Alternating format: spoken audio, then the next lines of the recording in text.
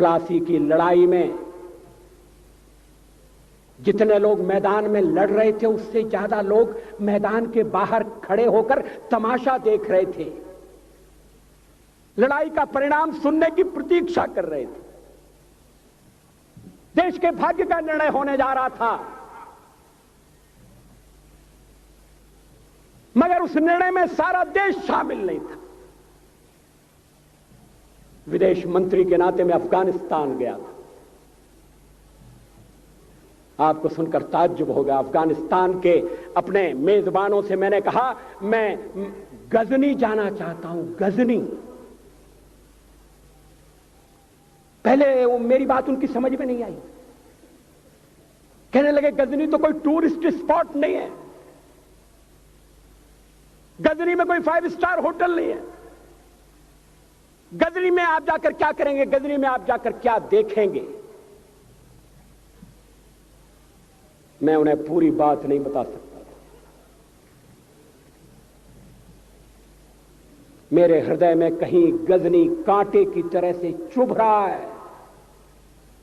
जब से मैंने गजनी से आए एक लुटेरे की कथा पढ़ी है और किशोरावस्था में पढ़ी है, मैं देखना चाहता था वो गजनी कैसा है। आपको सुनकर ताज्जुब होगा, महमूद गजनी का अफगानिस्तान के इतिहास में कोई स्थान नहीं है।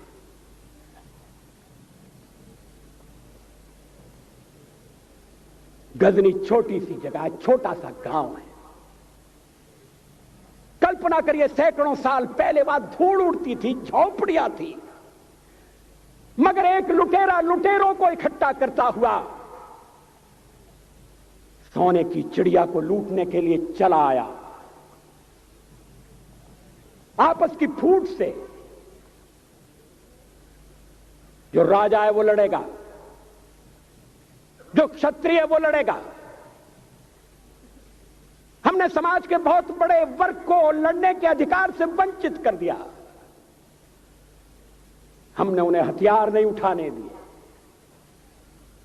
मार्शल नॉन मार्शल के आधार पर हमने समाज को बांट दिया। वो लुटेरा सोमनाथ के मंदिर तक चला गया।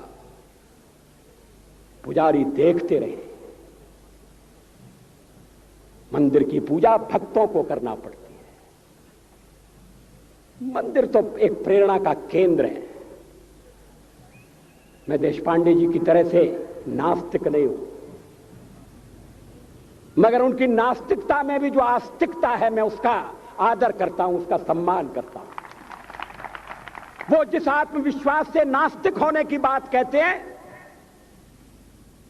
तो मैं उनसे कहना चाहता हूं वो सचमुच में नास्तिक नहीं है। जिसकी आस्तिकता है, जिसका विश्वास है, वो नास्तिक कैसे हो सकता है? विश्वास किसमें है यह बड़ी बात नहीं है, विश्वास है या नहीं।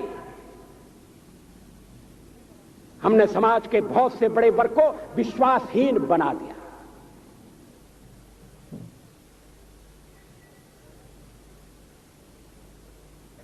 लोगों ने हथियार नहीं उठाए, वेद पढ़ने के दरवाजे बंद कर दिए। इसलिए हम पादाक्रांत हुए। अफगानिस्तान में मैंने एक बात और देखी। मुझे जिस होटल में ठहराया गया उसका नाम था कनिष्क। अफगानिस्तान एक मुस्लिम देश है। मुझे बड़ा ताज्जुब हुआ। मैंने कहा कनिष्क यहां कहां से आया? तो मेरे साथ अफगानिस्तान के विदेश मंत्री थे। मैंने कहा कनिष्क आपका कौन लगता है? कनिष्क से आपका क्या संबंध है? कहने लगे कनिष्क हमारा पूर्वज है, कनिष्क हमारा पुरखा है। He was one of our forefathers। मैंने कहा तब तो हमारे आपके पुरखे एक हैं। अफगानिस्तान के लोगों ने उपासना पद्धति बदली है, संस्कृति नहीं बदली। आज के भारत के परिवेश में यह सुनने के बाद थोड़ा विचित्र लगता है। हमारे यहां तो धर्मांतरण के साथ राष्ट्रांतरण होता है, ऐसा दृश्य दिखाई देता है।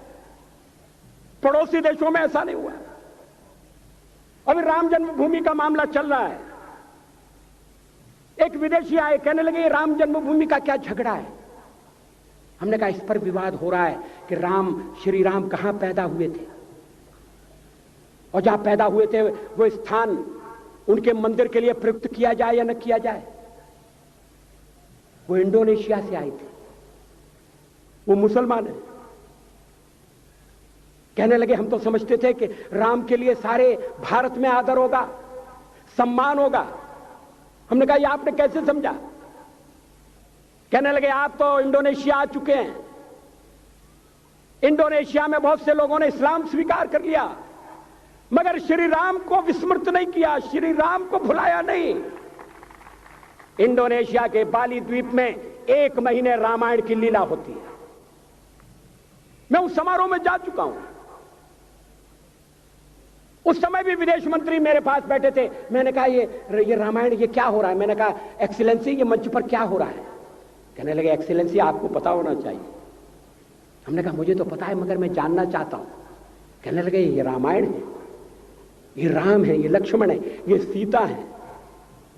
हमने कहा इनसे आपका क्या संबंध है, आप तो मुसलमान हैं।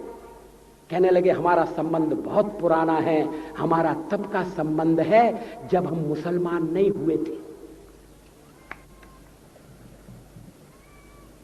थाईलैंड की राजधानी अयोध्या कही जाती है। थाईलैंड के राजा को आज भी राम कहा जाता है।